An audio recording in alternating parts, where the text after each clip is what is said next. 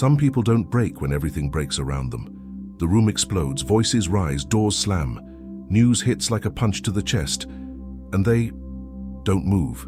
They don't shout, they don't defend themselves, they don't rush to explain, they just sit there, breathing, watching, almost as if they've already lived this moment before.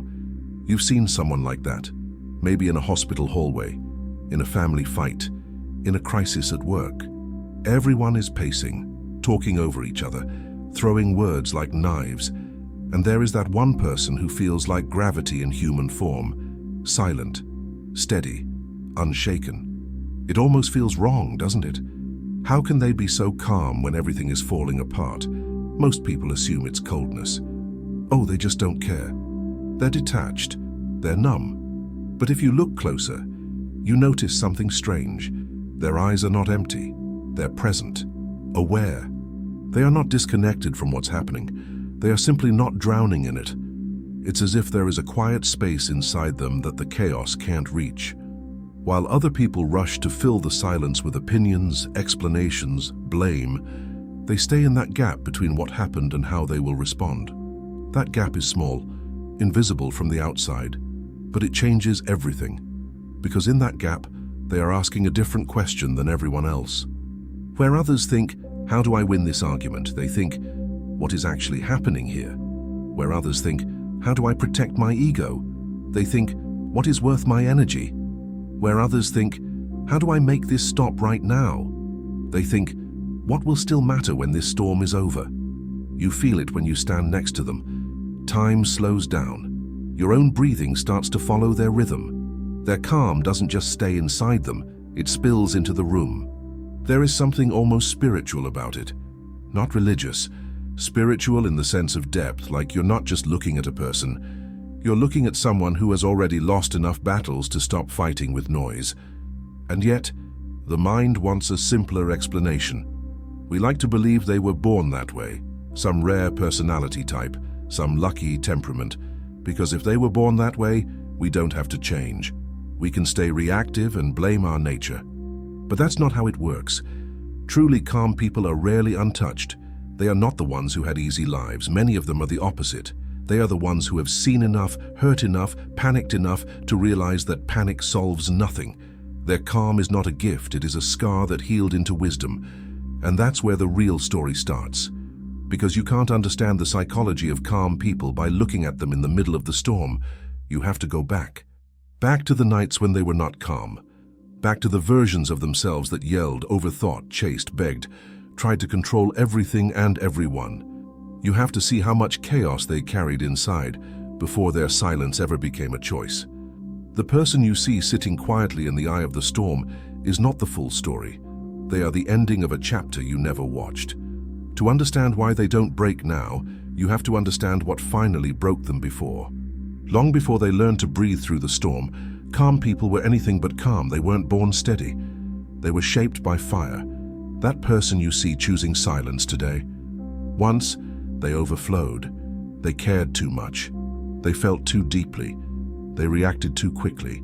They used to take everything personally. A tone of voice, a text with no emoji, a delay in someone's reply.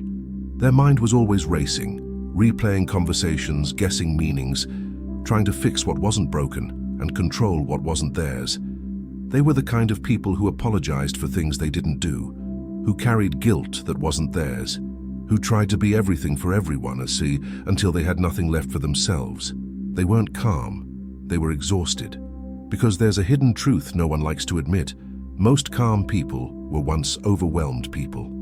Overwhelmed by their own thoughts, their own expectations, their own fear of disappointing others. They lived in a constant state of emotional overdrive. Small problems felt huge. Minor tension became personal threat. Every silence felt like rejection. They tried to control outcomes, relationships, conversations, believing that if they managed everything perfectly, nothing would fall apart. But everything still fell apart anyway. And that's the moment something shifts inside a person. When you've tried every possible way to hold life together and life refuses to obey, you stop believing in the illusion of control. Not because you want to, because reality forces you to. That breaking point can look different for each person. For some, it was a heartbreak that shattered every expectation. For others, a betrayal from someone they trusted. Sometimes it's a long season of silent suffering, months of anxiety, burnout, emotional noise that no one else sees. But whatever the moment was, it delivered the same lesson with painful clarity. Not everything can be fixed, not everyone can be pleased, not every truth can be changed, and not every emotion deserves a reaction. This realization hurts. It breaks the ego. It breaks the fantasy of control. And strangely, that's when peace has a chance to enter. Because after you've drowned in your own reactions enough times, something inside you gets tired. Not tired in a weak way, tired in a transformative way. You reach a point where chaos no longer feels meaningful, where proving yourself no longer feels necessary, where arguing feels like bleeding energy for nothing. It's the kind of tired that whispers, there has to be another way to live. And slowly something shifts. Instead of reacting instantly, you pause. Instead of explaining yourself to everyone, you choose silence. Instead of forcing situations, you start letting them unfold. Not because you're calm yet, but because you're done being consumed by everything. This is the part of the story you never see, the messy part, the loud part, the desperate part. Before the calm person ever found peace, they were fighting to escape their own mind. They weren't steady, they were drowning. And the journey from drowning to breathing again is what shapes them into the person you see today, the one who doesn't flinch when the world shakes. But the transformation doesn't stop there. It goes deeper, into the way the brain rewires itself, the way the mind learns to pause, and the way wisdom replaces panic. And that is where the next layer of calmness begins. At some point, calm stops being an accident and becomes a skill, a rewiring that happens deep inside the mind. Because true calmness isn't just emotional, it's neurological. Most people live in constant survival mode without realizing it. Their amygdala, the brain's alarm system, fires at every discomfort. A raised voice, a delayed message, a disappointed look. The body reacts before the mind even understands what's happening. The heart races, the breath shortens, the thoughts spiral, and within seconds they're no longer responding to what is but to what they fear.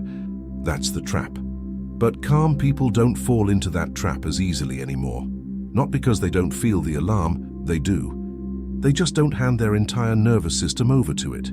Somewhere along the way, the connection between their amygdala and their prefrontal cortex, the part of the brain responsible for reasoning, clarity, and judgment, strengthened. They built a bridge between emotion and understanding. And that bridge is the reason they don't drown. You can see it in moments of conflict. Someone insults them, expecting the usual explosion. But instead, there's a pause. Tiny, quiet, almost invisible. In that pause, something powerful happens. Their mind asks what's actually worth responding to here. Their body whispers, breathe first, feel later. Their experience reminds them, nothing good comes from the first impulse. That pause is their superpower. A simple pause, but it changes the entire trajectory of a moment. Most people react like a match, instant fire. Calm people react like a candle, steady flame, protected by its own shape. And once you learn to pause, the whole world looks different. You start seeing patterns you missed before. The insecurity behind someone's anger, the confusion behind someone's silence, the exhaustion behind someone's coldness. You understand that not every problem is personal, not every battle is yours, not every situation needs your fire. This makes other people uncomfortable, because most arguments depend on speed. Chaos depends on instant reaction. When you slow down the tempo, chaos loses its rhythm, and suddenly the person trying to provoke you doesn't know what to do. They expected your defensive walls. Instead, they're faced with stillness, and stillness reveals things. It reveals motives. It reveals exaggeration. It reveals emotional truth that noise tries to hide. Calm people didn't learn this from books or spiritual retreats. Many learned it the hard way, through experiences that forced them to choose clarity over chaos. Through moments when reacting instantly cost them relationships, peace, and sometimes even their own dignity. So they learned to build a barrier between stimulus and response. Not a wall, a door. a door they choose when to open. That's why they can sit in uncertainty without reaching for premature conclusions. Why they can listen to criticism without collapsing. Why they can move through conflict without losing themselves. Their mind has become a place where the reaction doesn't happen automatically. Instead, it happens intentionally. But here's the deeper truth. The pause doesn't remove emotion. It simply allows the emotion to be witnessed instead of obeyed. And when you can witness your own emotion without becoming it, you become something far rarer, someone who sees the world in slow motion while everyone else is speeding through fear. But calmness didn't start as wisdom. For many, it started as self-defense. And the next part of their transformation reveals a layer most people never see, the moment when silence stops being fear and starts becoming strength. Before calmness became wisdom, it was armor. Not the shining kind, the quiet kind. The kind no one notices until you look closely. Because the truth is simple and uncomfortable, most calm people didn't choose calmness. They needed it. They grew up, or lived, in environments where reacting made things worse.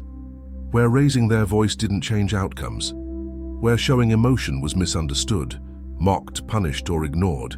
Where the safest thing they could do was stay silent. And so silence became a strategy long before it became a strength. They learned to watch people's moods before deciding how to speak. They learned to study the room before sharing their opinion. They learned to notice danger before it reached them.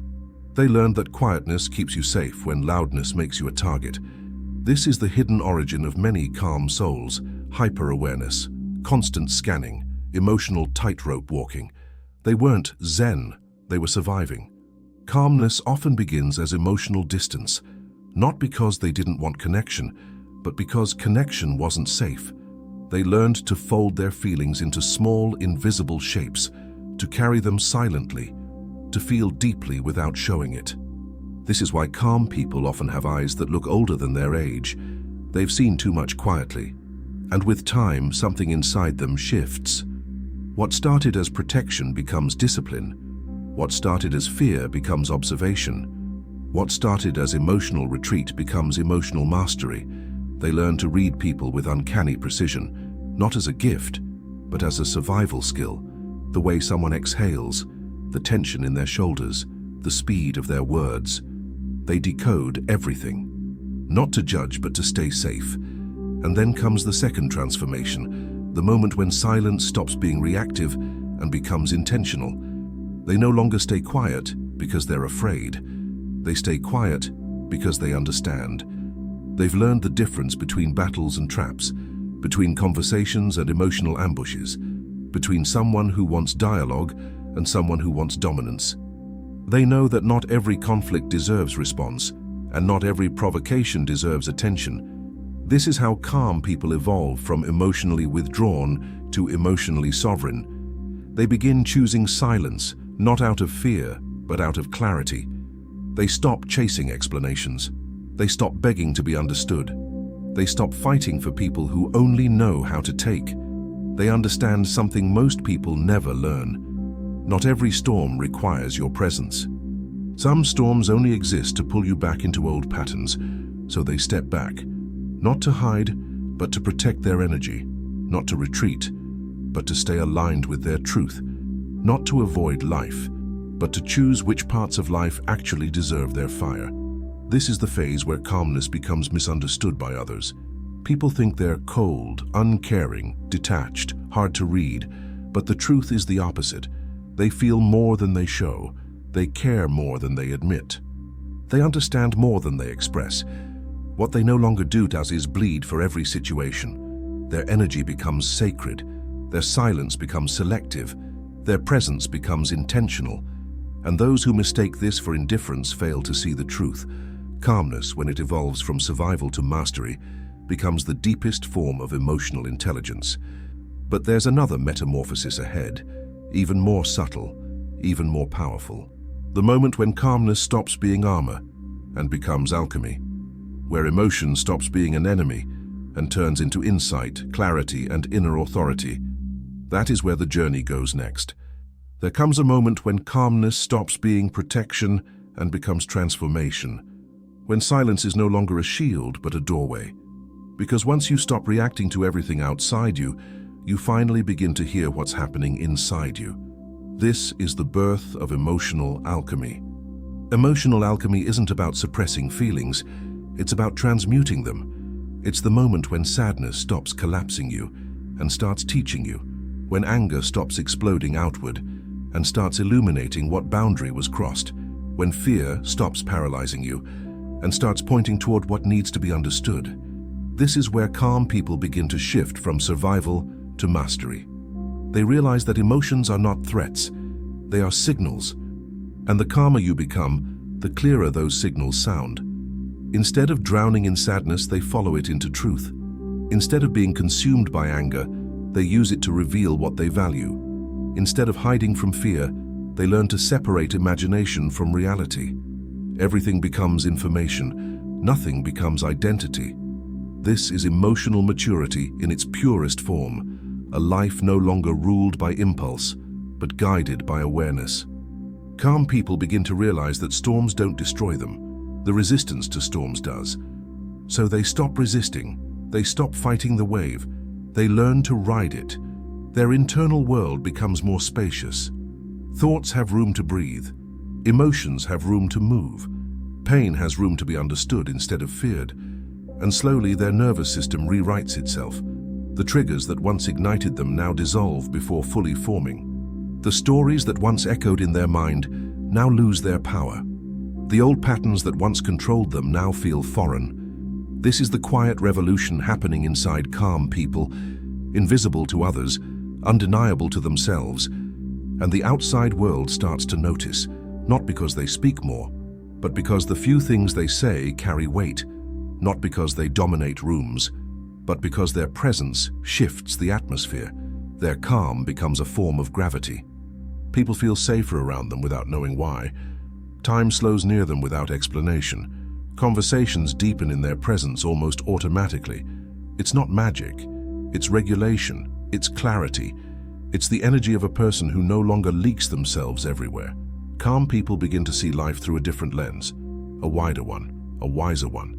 They zoom out. They look at the long arc of things. They stop sacrificing peace for urgency. They stop confusing intensity with importance. They stop chasing closure because they trust that truth reveals itself with time. And perhaps the most powerful shift happens quietly. They stop needing chaos to feel alive. That emptiness you feel when the drama ends, they don't feel it anymore. That impulse to rush, respond, defend, it's gone. That addiction to emotional highs and lows, it dissolves because their nervous system is no longer addicted to adrenaline. It is loyal to stillness now. Their sadness becomes reflection. Their anger becomes clarity. Their fear becomes humility. Their uncertainty becomes curiosity. This is the essence of emotional alchemy, turning reaction into response, turning chaos into comprehension, turning pain into perspective. And when someone reaches this level of inner authority, something else happens, something subtle but powerful. The world loses its ability to control them. That is the next evolution of calmness. When your inner balance becomes a form of power, the outer world cannot manipulate. When someone reaches true calmness, something subtle changes in the way the world reacts to them. It's almost invisible at first, a shift in atmosphere, a new rhythm in conversations. But slowly it becomes undeniable. Calm people move through social chaos like they're made of a different element. Not heavier, not colder, just steadier. Others feel it instinctively. Some are drawn to it, some are threatened by it, but no one is indifferent to it. Because calmness, once it becomes your baseline, turns into a form of social power. The kind that doesn't shout, doesn't demand, doesn't force. The kind that simply is. Chaotic people don't know what to do with someone who doesn't react. Manipulators lose their script when their provocation doesn't land. Drama loses its fuel when you don't join the fire. Even anger feels confused when it hits someone who refuses to escalate. This is why calmness is disarming. Not because it is passive, but because it interrupts the emotional chain reaction others expect. When someone yells, they expect resistance. When someone accuses, they expect defense. When someone lies, they expect panic. When someone tries to manipulate, they expect fear. But the calm person does something revolutionary. They step out of the script entirely, not with arrogance. With clarity, they pause, they observe, they let others reveal themselves. And in that quiet, everything becomes visible: motives, insecurities, wounds, patterns. The calm person doesn't need to expose anyone. People expose themselves in the presence of someone who refuses to react. That's the social power of calmness. It turns you into a mirror. People see themselves reflected back without distortion, and many are not ready for that. It is why some misunderstand calmness as distance or superiority. They feel naked in front of someone who cannot be dragged into emotional noise, but others feel the opposite: safety. They open up, they breathe deeper, they speak honestly, they lower their guard without even realizing it. Calm people make the world feel softer, slower, more human. Not because they fix chaos, but because they don't contribute to it. Their presence disrupts the momentum of panic. And something else happens, something even more powerful. Calm people become difficult to manipulate. Chaos depends on urgency. Manipulation depends on emotional reactivity. Control depends on fear. Remove those three, and the entire structure collapses. You can't control someone who is not ruled by impulse. You can't pressure someone who is not afraid of silence. You can't confuse someone who takes time to think. You can't dominate someone who doesn't depend on your approval. This is why calmness is often mistaken for stubbornness or coldness. It makes you unpredictable to people who rely on emotional reactions. But the calm person isn't unpredictable. They're consistent. They don't react quickly. They react consciously. They don't respond to tone, they respond to intention. They don't get tangled in noise. They wait for truth. This patience gives them a different kind of influence, the influence of someone who cannot be moved by pressure, bait, or chaos. And there is one more thing, a truth most people overlook. Calm people trust time. While others rush to conclusions, they wait. While others demand answers, they breathe. While others force clarity, they allow things to unfold. Time reveals what emotion hides. Calm people know this. That's why they rarely regret their decisions. They give life enough space to show them what's real. This is not detachment. This is sovereignty. The sovereignty of someone who no longer lives at the mercy of external storms. Someone who no longer mistakes urgency for importance. Someone who understands that truth is not found in noise. It emerges in silence. And that leads to the final evolution of calmness. The moment when stillness becomes identity, not effort. When you stop chasing peace and become the place where peace lives.